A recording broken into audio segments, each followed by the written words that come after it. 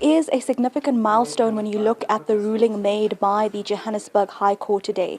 They've ruled that crimes against humanity charges linking to murder and apartheid crimes can proceed in the indictment in this specific case.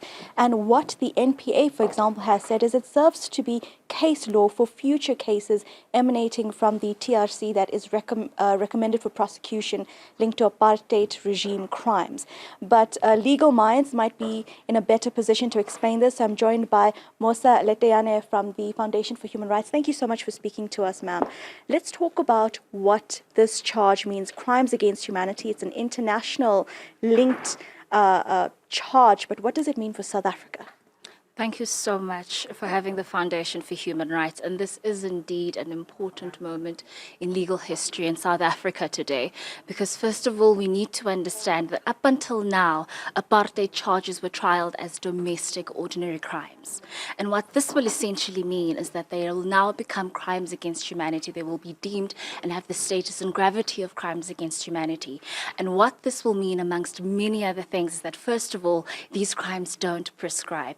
What that would mean is that there is no time limit in which people can bring crimes of apartheid to a court. So that means after 30 years, after whenever these crimes do not prescribe. And so what the judge essentially said today is that by virtue of the customary international nature, they do not.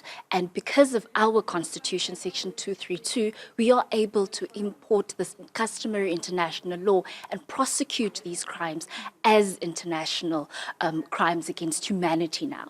And that is why this is so big, because it widens jurisdiction. It means that we don't just have to rely on domestic courts. We can widen and go internationally, if that would be the remedy or the solution. Because as you have noted over the years in South Africa, is that there's been a delay.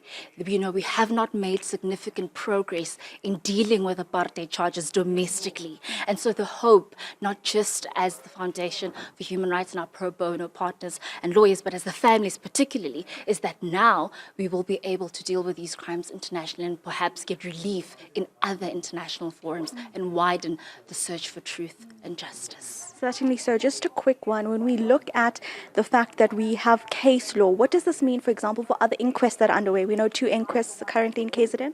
Yes. So you do know that, we've had to deal with a whole host of TRC-related cases over the years.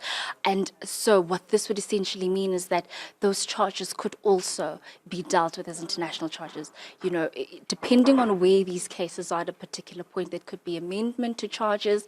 And we're not just talking about this specific, we're talking about all these charges particularly. So what this means is that there could be an amendment, not just for these current, cases, but for future cases. So that's what this means essentially. And very quickly, in terms of this charge, it's now new for South Africa, but what could be a sentencing prescribed to that, for example, if you can comment on something like this? Because this matter is now, we're dealing with a whole new crime that will be dealt with, domestically, an international crime being dealt domestically. South Africa is definitely, trailblazing in international criminal law at this particular point.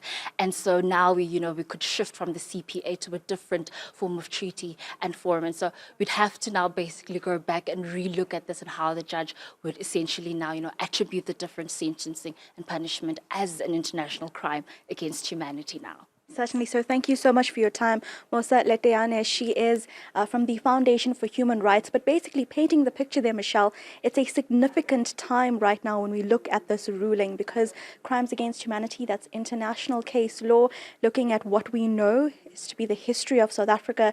This could impact other TRC cases that have been recommended for prosecution. Perhaps even it could impact the inquest we know that's ongoing in KZN, 2 of them actually. And at this point, South Africa is said to be trailblazing in this regard, meaning we don't actually have prescribed measures when looking at sentencing that could be aligned to this specific charge. But I think that at this point, the country will have to keep a close eye at this process for trial. It's delayed again, though, because the defense for one of the accused has now raised a recusal application. So trial was supposed to continue immediately after this judgment regarding the indictment. But now, on Wednesday, the court will gather again to hear arguments regarding the recusal of the presiding officer in this case. I'll keep you updated throughout the day.